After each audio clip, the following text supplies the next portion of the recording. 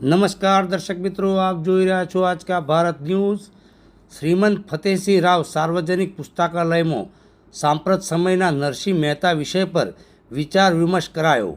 પાટણના કંસાળા દરવાજા સ્થિત શ્રીમંત ફતેહસિંહ રાવ સાર્વજનિક પુસ્તકાલય આસ્થા હોલમાં સ્વકીર્તિકુમાર જયસુખરામ પારગીના સૌજન્ય ચાલતા મને જાણો કાર્યક્રમ અંતર્ગત રવિવારે સિદ્ધપુરના વિદ્વાન વક્તા દિલીપભાઈ પુરોહિતે પોતાની વિદ્વતા સભર ચિંતાત્મક અસ્ખલિત વાણીમાં સાંપ્રત સમયના નરસિંહ મહેતા વિષય ઉપર ખૂબ જ ગ્રહણ વિચાર વિમર્શ કરી 14મી સદીના જન્મેલા શ્રી નરસિંહ મહેતા દ્વારા રચાયેલા પદો જેવા કે અખિલ બ્રહ્માંડ એક તું શ્રી હરિ સુખ દુઃખ મનમાં ન આપણે હું કરું એ જ અજ્ઞાતા સંકટનો ભાર જેમ શ્વાન તાણે જબ મેં થા તો હરી નહીં અબ હરી હૈ તો મેં નહીં સખી આજડી ઘડી રળિયામણી મારી હુંડી સ્વીકારો મહારાજ રે અરે સર્વશ્રેષ્ઠ પદ વૈષ્ણવ જન તો તેને રે કહીએ જે પીડ પરાઈ જાણે રે પર પ્રકાશ પાડતા જણાવ્યું હતું કે આજના સમયમાં પણ શ્રી નરસિંહ મહેતાના સિદ્ધાંતો જેવા કે ઈશ્વરમાં સંપૂર્ણ શ્રદ્ધા અને સમર્પણ સફળતા નિષ્ફળતાના સંભાવ સામાજિક સમરસતા કર્મના અનાસકિત ભાવ વર્તમાનમાં જીવવું સર્વમાં ઈશ્વરને જોવો એકાત્મક ભાવ બીજાના સુખ દુઃખનો વિચાર કરવો વગેરેને લોકોનો પોતાના જીવનમાં ઉતારવા તથા તેમાંને ચલવા અમલ કરવા સચોટ દ્રષ્ટાંતો સાથે રજૂ કરી તમામ શ્રોતાઓના આત્માને ઉડાણથી ઝંઝોળી હતા।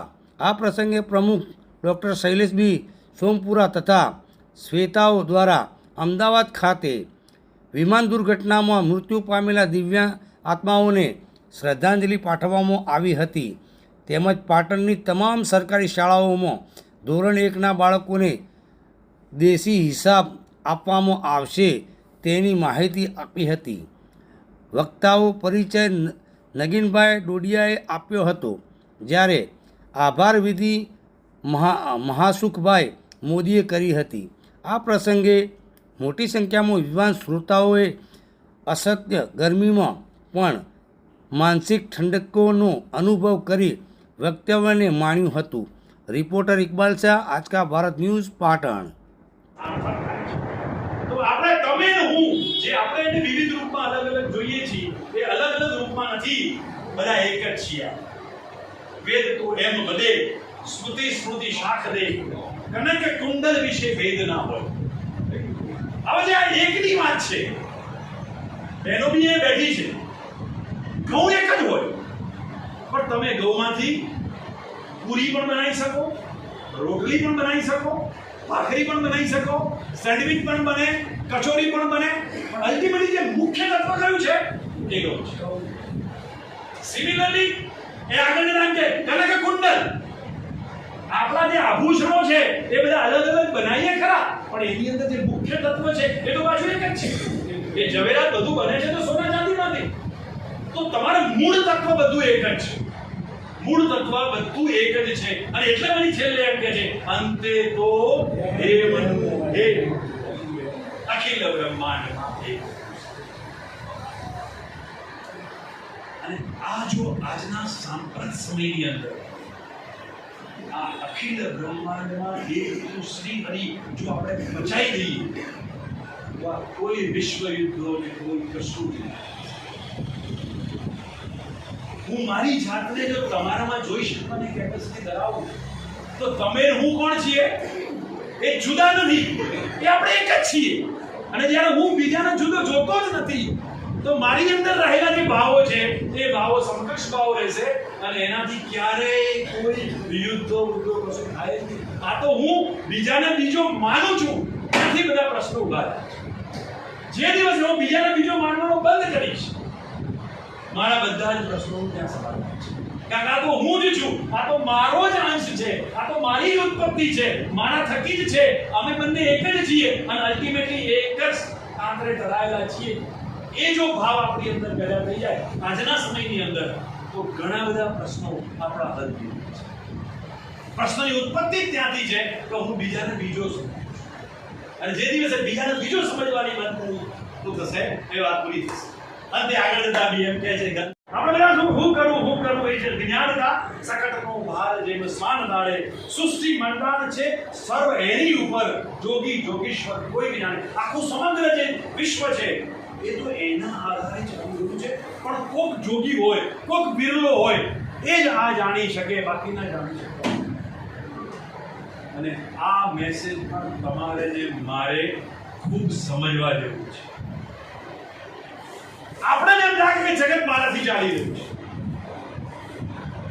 પણ શાંત ચિત્તે ખૂણામાં બેસી જ્યારે વિચારીએ ને, તમે કેટલાય પાટણની અંદર કલેક્ટરો આવી જતા રહ્યા, પણ જે દિવસે કલેક્ટરની ખુરશી પર બેઠો હશે ને તેને એમ લાગતો કે બધું મારાથી જ ચાલી રહ્યું છે. પણ જેવો ઉતરો એટલે તરત પેલો જગ્યા લઈ લે છે. એવું નથી કે એનાથી ચાલે. તો તમે પાણીની અંદર આંગળી નાખીએ તો જગ્યા કરી, પણ આંગળી કાઢો તો એટલે ઓટોમેટિક જગ્યા થઈ જવાય.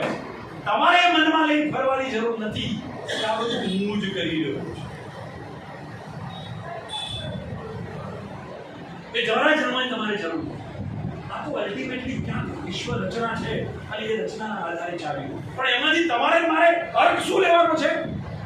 આજ પછી જે કૃષ્ણે કર્મનો આસક્તિનો યોગ આપ્યો કે કર્મ ના કરવાનું છે, પણ એ કર્મથી એનો તારો બોજ લઈને મરવાનું નથી. એ કર્મ કરી તું છૂટો, પણ એને જો માથે ઉચકી તું ભરીશ કે મેં કર્યું તો એ તારી સૌથી મોટી ભૂલ છે. અને એને પણ મને હું અહીંયા તમારે વધારે દેશે બંધ બેસે પેલા મને વધારે થોડા ડીપમાં લઈએ. કબીર પાસે પણ તમને લઈ જઈશ. કબીર અને રહીમ વચ્ચેનો એક સંવાદ, ખૂબ સરસ મજાનો સંવાદ. રહીમની એક આદત હતી કે કોઈ પણ વ્યક્તિને જ્યારે કોઈ વસ્તુ આપે ત્યારે એની આંખ શરમથી ઝૂકી જતી. સમજો બરાબર? એક તમારા મગજમાં એક કલ્પના લઈ જજો કે રહીમ જ્યારે કોઈ વસ્તુ આપે, ધારો કે હું સાહેબને કંઈક આપું છું, એ વખતે આંખ શરમથી ઝૂકી જતી. આ વાત કબીરને ખબર પડી. ત્યારે પહેલીમાં પ્રશ્ન પૂછ્યો રહીમ कि रहीम तू ऐसी करने कहां से सीखा? ज्यों ज्यों कर ऊंचा करे त्यों त्यों नीचो नहीं. તારું નીચું ને કેમ થઈ જાય છે? અને એ વખતે કબીર જે જવાબ આપે છે, સાહેબ એ જવાબ બી આજે અહીંથી લઈ ગયા આપણે તો પણ તમારો એ કલાક આયુ સાથ. જવાબ આપે છે, देनहार कोई और है, देवत है दिन रात, लोग भरम मुझ पर करे तासे नीचे. देनहार कोई और है, देवत है दिन रात, लोग भरम मुझ पर करे तासे नीचे नहीं.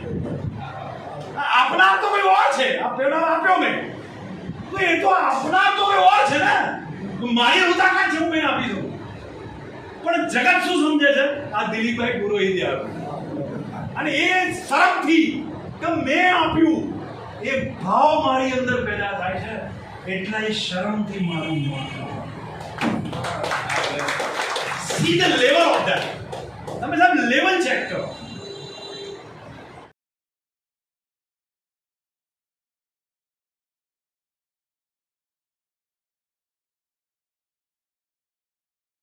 મનુષ્ય જ્યાં છે ત્યાંથી, જેવો છે તેવો ત્યાંથી સાહેબ એ ઈચ્છે ને તો એ પૂર્વની છે. એ ઈશ્વરની રચના છે. હજારો દાખલાઓ તમને આપી શકું છું આ જાણવાથી કે માણસો ઝીરો થઈ ગયા હતા અને એમની જિંદગીમાં હીરો સામે ઝીરોમાંથી છે. અને એ 610-15 વર્ષ પહેલા નરસિંહ આપણને રમતમાં કહી દે કે સુખ દુઃખ મન માનજો. એને મનમાં લેવાની કોઈ જરૂર નથી. આ તો part and parcel of the life. આ એક જિંદગીનો ભાગ છે અને હંમેશા નિષ્ફળતા તમને વધારે સારા માટે તૈયારી કરવા માંગે છે. આઈન્સ્ટાઈને બી કોઈએ કીધું કે ત્યાં વીજળીનો બલ્બ શોધ્યો તો તું 2000 વાર ફેલ થયો તો તને દુઃખ ના થયું? એને કીધું, કોણે કીધું હું 2000 વાર ફેલ થયો? નો, તમારી ભૂલ છે કે તો આ તો મારા બલ્બના શોધવાના પગથિયા 2000 હતા. એ પગથિયા ચડતા હું 2000 પહોંચ્યો એટલે હું એને પામી છું. એના સ્ટેપ છે. એ નિષ્ફળતા નથી, એ એ તો મને તૈયાર કરી દીધી, દરેક વખતે કંઈક ને કંઈક નવું મને આપતી હતી અને એ રીતે હું મારી જાતને તૈયાર. તો એ આપણા જીવનમાં પણ અત્યંત જરૂરી છે અને એમાંથી નરસિંહમાંથી આ શીખવાનું છે કે સુખ અને દુઃખ એ પાયાનો છે, તે સફળતા નિષ્ફળતા આ બધી વસ્તુ આપણા જીવનનું પાર્ટ એન્ડ પાર્સલ છે. આપણે એને ક્યાંક ને ક્યાંક ઓળંગી અને એમાં દાખલાઓ આપ્યા છે. નર રાજા સરખો નર નહીં, તેની દમયંતી રાણી, અર્ધ વસ્ત્રે વનમાં ભમ્યા, ન મળ્યા અન્ન ને પાણી. નર રાજા હતો, કેવો સાહેબી હતી, પણ જ્યારે બધું વચન પાળવાની વાત આવી ત્યારે એને પાણી પણ ના મળ્યું અને ખાવા પણ ના મળ્યું. 5 પાંડવો સરખા, દ્રૌપદી જેની રાણી, 12 વર્ષ વનમાં ભોગવ્યા, નયને નિદ્રા ન આણી. સીતા સરખી સતી, જેના રામજી સ્વામી, રાવણ તેને હરી ગયો. સીતા મહાદુખી, સુખ દુઃખ મનમાં આણીએ, લગ સાથે રહ્યો. અદ્ભુત રીતે બતાવેલું છે, અદ્ભુત.